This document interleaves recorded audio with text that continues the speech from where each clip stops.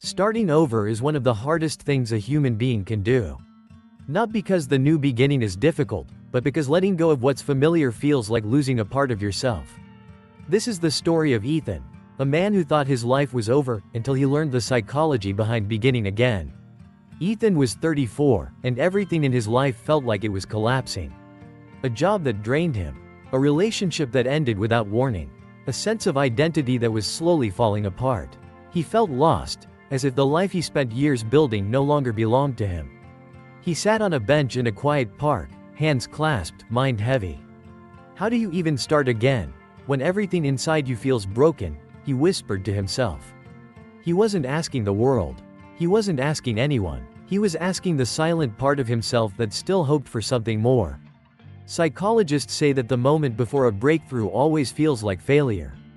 Your mind resists change because it thinks staying the same will protect you. That's why starting over feels impossible. Your brain clings to the past, even when the past is destroying you. Ethan felt that resistance intensely. His mind kept replaying old memories, old choices, old versions of himself. He wasn't just grieving what he lost. He was grieving who he used to be. Then, unexpectedly, a gentle voice broke the silence. "You look like someone who's holding too much," said an older woman walking by. Ethan looked up, startled. He didn't expect anyone to notice him. "How did you know?" he asked. She smiled softly. "Because I've carried the same weight, and starting over is never easy." Ethan swallowed. "How do people do it?" he asked. She sat down beside him and said slowly, "By understanding why starting over feels so impossible, and why your mind fights it." The woman took a slow breath and said, "Do you know why starting over feels so painful? Because your mind believes that letting go means losing who you are." Ethan looked at her, confused. She continued, "You're not grieving the past, you're grieving the version of yourself you built around it." Her words hit him deeply. Because it was true. He wasn't just missing his job, or his relationship, or his routines. He was missing the identity he had spent years attaching to them. And without that identity, he felt empty. The woman leaned forward. "Your mind doesn't fear losing the past," she said. "It fears the unknown that comes after it. That's why people stay in places that no longer make them happy. It's not comfort, it's fear dressed as comfort." Ethan swallowed hard. He knew that feeling well. She continued, "Your mind wants predictability, even if the predictable life is painful. The unknown feels dangerous because you can't control it. But every rebirth, every fresh start, begins with stepping into something you cannot control yet." Ethan's hands were trembling slightly. "I feel like if I let go," he said, "I'll lose everything that made me. The woman shook her head gently. "No, holding on to what's hurting you is what destroys you. Letting go is what frees you to become who you're meant to be." She looked him in the eyes and said, "You're not losing yourself when you start over. You're losing the version of you that was never allowed to grow." Ethan felt something break inside him.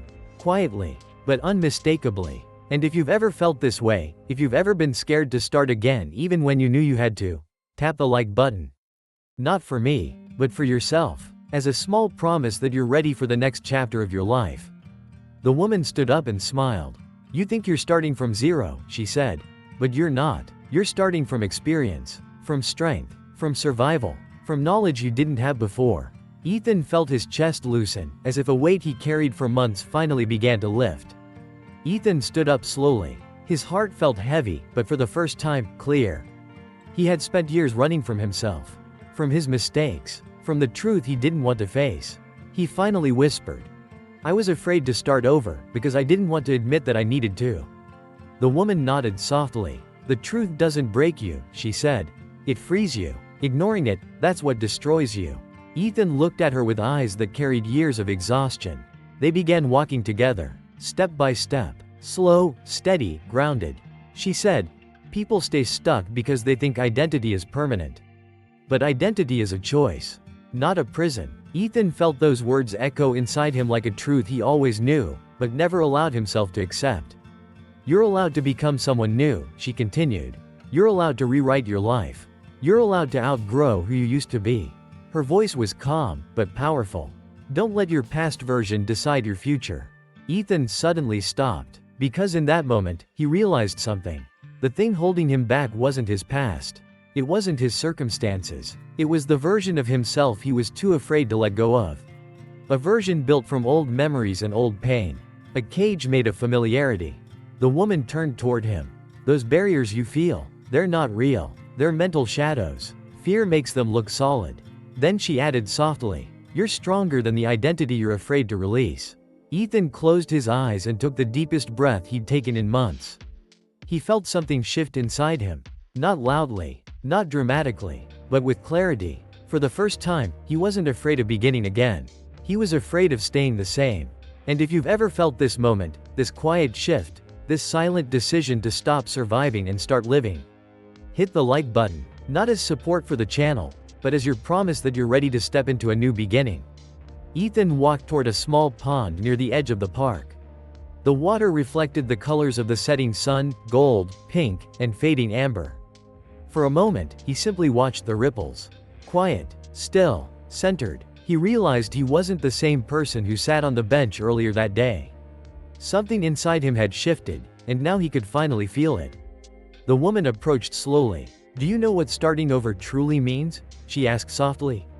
Ethan turned to her. She continued, "It doesn't mean forgetting your past. It means no longer allowing it to control your future. Your past is a lesson, not a life sentence." Ethan nodded. For the first time in months, he didn't feel like he was drowning. He didn't feel trapped. He didn't feel lost. He felt open. Open to change. Open to the unknown. Open to becoming someone new. They walked together along a long path, their shadows stretching behind them. The woman said, "Starting over isn't about speed. It's about direction. Even one small step toward a better life is more powerful than 1,000 steps in the wrong direction." Ethan breathed deeply. He finally understood. He didn't have to rebuild everything today.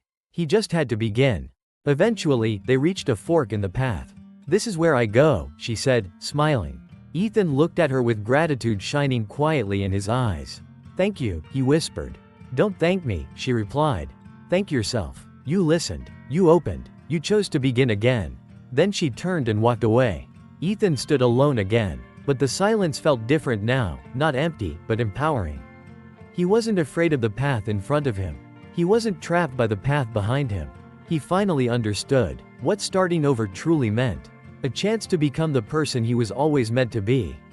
So he took one step forward. Then another. Then another. No rush. No pressure. No fear. Just a quiet realization that life doesn't restart in one dramatic moment. It restarts in the small, steady steps you choose to take every day. And that night, Ethan finally took the first one. If this story touched you, hit like, follow for more, and tell me in the comments. I'm ready to begin again. Because starting over is the bravest decision you'll ever make.